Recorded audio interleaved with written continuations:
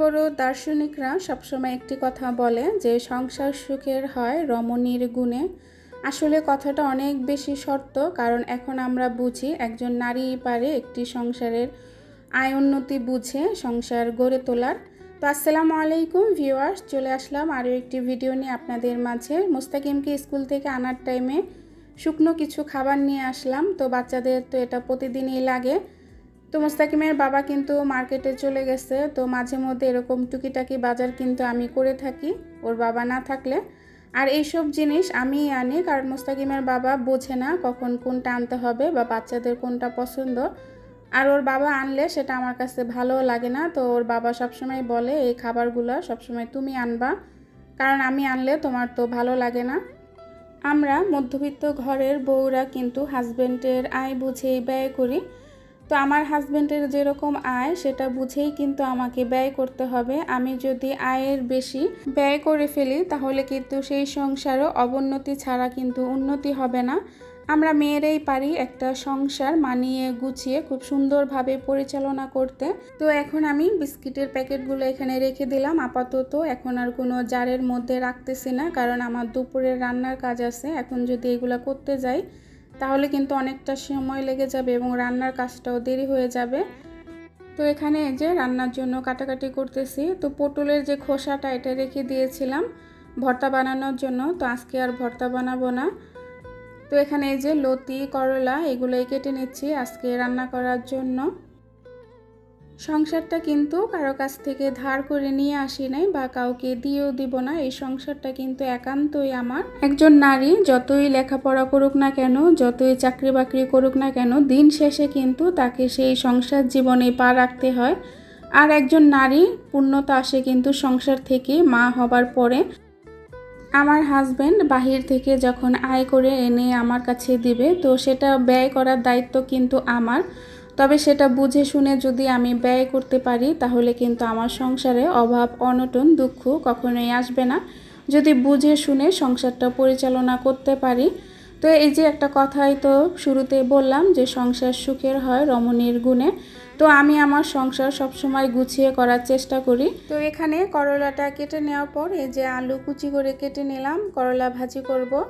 তো এই করলা ভাজিটা আমার ভিডিওতে আপনারা সব সময় দেখে থাকেন, কারণ মুস্তাকিমের বাবা কিন্তু করলা ভাজি অনেক বেশি পছন্দ করে। আর এখানে জালি কুমড়া, সেটার কিন্তু অর্ধেকটা ফ্রিজে ছিল, সেটা আমি ডাল দিয়ে রান্না করব। আমরা মধ্যবিত্ত ঘরের বউ, আমরা কিন্তু অত বিলাসিতায় জীবনযাপন করি না। আমরা যতটুকু পেয়েছি আল্লাহর কাছে হাজারো শুকরিয়া। দেখেন যারা বিলাসিতায় জীবনযাপন করে তাদের অনেক বেশি টাকা পয়সা, কিন্তু তাদের মনে কিন্তু শান্তি নাই এক ফুটাও। তারা কিন্তু অনেক বেশি মনের দিক থেকে কষ্টে আছে। তবে আলহামদুলিল্লাহ আল্লাহ পাক আমাদেরকে কিন্তু যথেষ্ট ভালো রেখেছে। হয়তোবা একটু অর্থের দিক দিয়ে আমাদের একটু অপূর্ণতা, তারপরেও বলবো আলহামদুলিল্লাহ আল্লাহ পাক আমাদেরকে যতটুকু দিছে তার জন্য আল্লাহর কাছে হাজারো শুকরিয়া। তো এই যে এখানে তরকারিগুলো কাটার পর কিছুটা শসা কেটে দিচ্ছি। সোহানা মুস্তাকিমকে একটু ভালো লাগবে, যেহেতু ঠান্ডা শসা খেলে এই গরমের মধ্যে অনেকটাই আরাম লাগবে। যারা হিসাব করে সংসার চালায় বা হিসাব করে চলে তাদেরকে কিন্তু কৃপণ বলে না। কৃপণতা আর হিসাব করা দুইটা কিন্তু দুই জিনিস। যারা হিসাব করে তারা কিন্তু আগামী দিনের কথা চিন্তা করেই হিসাব করে চলার চেষ্টা করে।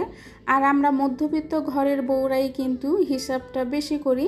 কিন্তু হিসাব আর কৃপণতা কিন্তু দুইটা দুই জিনিস।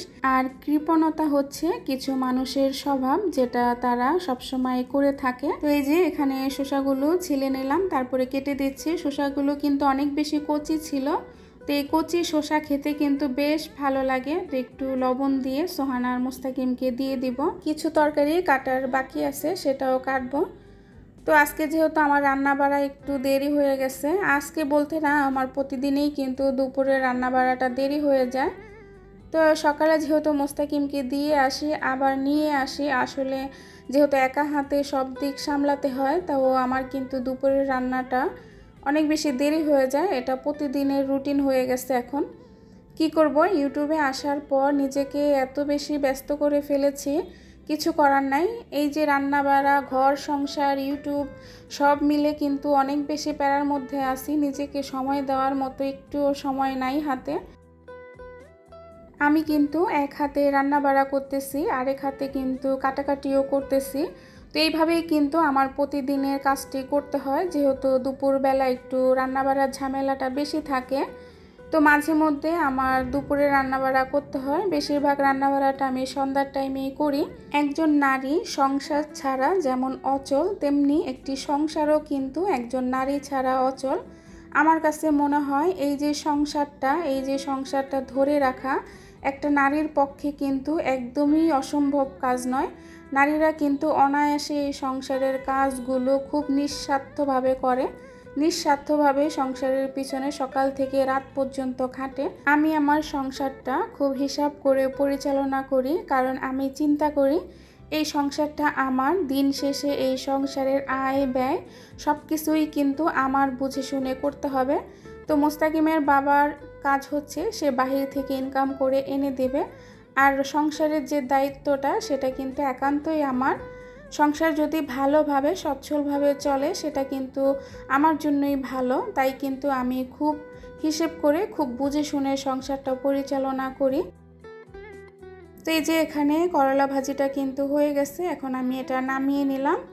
তো এখানে যে জালি কুমড়াটা আছে সেটা আমি সিদ্ধ দিব, মানে ভাপ দিয়ে পানিটা ফেলে তারপরে ডালের মধ্যে দিয়ে দিব। ওইদিকে কিন্তু আমার ডালটাও হচ্ছে। আসলে সংসার হচ্ছে নদীর মোহনার মতো, যেখানে মানুষ একটি বন্ধনে আবদ্ধ হয়ে সকলের সুখ দুঃখের অংশীদার হয়, এটার নামই হচ্ছে সংসার। যাই হোক, অনেক কথা বলে ফেললাম। এই যে এইদিকে কিন্তু ডালটাও আমি সব কিছু দিয়ে ভালোভাবে সিদ্ধ করে নিলাম, তারপরে কিন্তু এখানে জালি কুমড়াটা দিয়ে দিলাম। তো জালি কুমড়াটা আমি কিন্তু তেমন একটা খাই না, আমার ননদের বাসায় একদিন খেয়ে আসছিলাম, চিংড়ি মাছ দিয়ে রান্না করছিল।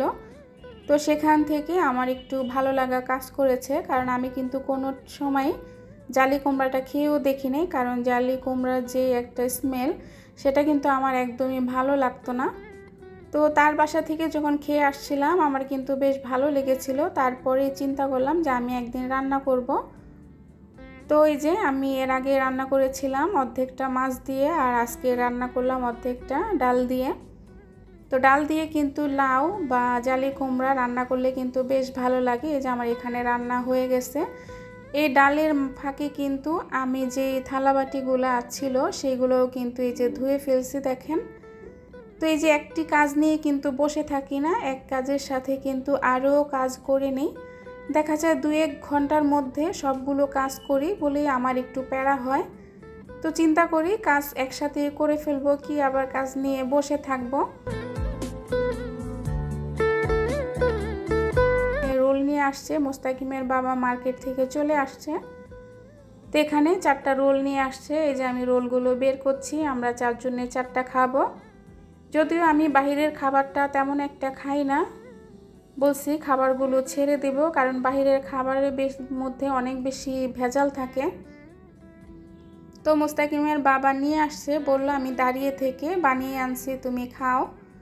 তো আসলে খেয়ে দেখলাম যে খারাপ না, ভালো। এখানে পুদিনা পাতা দিয়ে একটা সস বানানো হয়েছিল, তো মোটামুটি সসটাও কিন্তু ভালোই ছিল। তা আমরা এখানে খাচ্ছিলাম।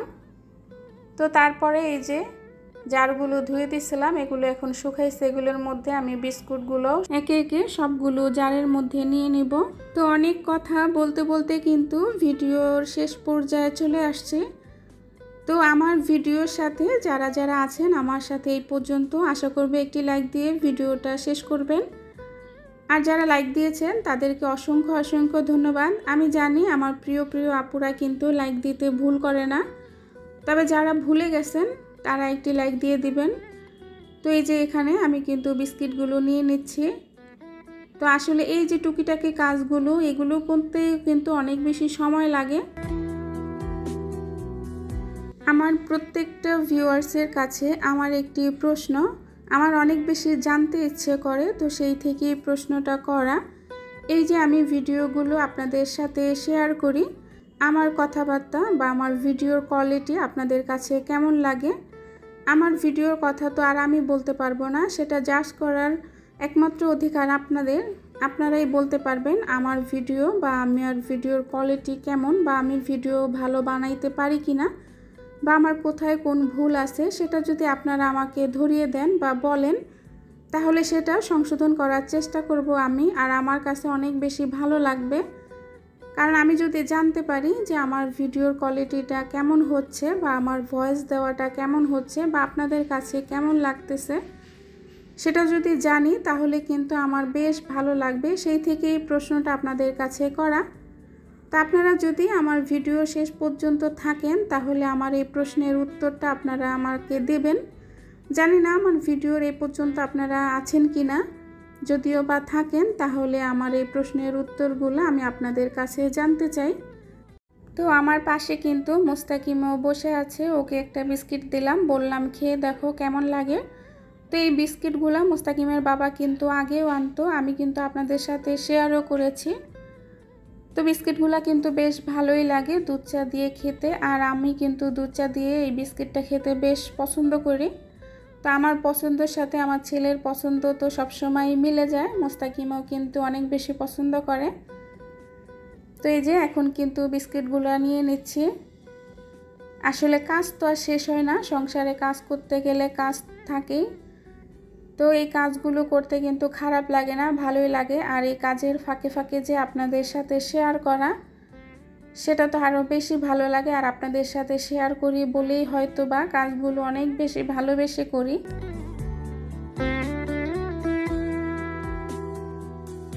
তো এই যে বিস্কিট ভরা কিন্তু শেষ, তো জারগুলা জায়গা মতো রেখে দিচ্ছি। তো এই যে আমার ছেলেটাও কিন্তু আমার সাথে কাজ করতেছে, তো আমাকে অনেক বেশি সাহায্য করে কাজে, তাই কিন্তু আমি অনেক বেশি আরাম পাই। কারণ মুস্তাকিম কিন্তু আমাকে অনেক জিনিস এগিয়ে সাহায্য করে।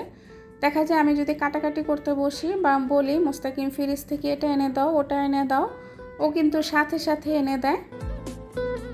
তো তারপরে মুস্তাকিমের বাবা রাতে আলু নিয়ে আসছিল, তো আলুটা শেষ হয়ে গেছিলো। তো এখন এই যে আলুটা আমি ঝুড়িতে ঢেলে নিচ্ছি। যদিও এটা নিত্যদিনের কাজ, তো আপনাদের সাথে সেইভাবে কিন্তু শেয়ার করা হয় না। আর যেহেতু আমরা লাইফস্টাইল ব্লগগুলো আপনাদের সাথে শেয়ার করি, তাই সারাদিনের সংসারে টুকিটাকি কাজগুলোই কিন্তু আপনাদের মাঝে তুলে ধরার চেষ্টা করি। তো আশা করি আপনাদের ভালো লাগবে। আর যারা বিরক্ত হয়ে গেছেন তাদের কাছে ক্ষমা চাইব, কারণ আমার ভিডিওটি অনেক বেশি বড় হয়ে গেছে, তাই হয়তো বা আপনারা দেখতে দেখতে বিরক্ত বোধ করছেন। যাক, আর বেশি বড় করব না, এখন আপনাদের কাছ থেকে বিদায় নিব। তো আপনারা সবাই বেশি ভালো থাকবেন, সুস্থ থাকবেন, নিরাপদে থাকবেন। আমার পরবর্তী ভিডিও আসা পর্যন্ত আল্লাহ হাফেজ।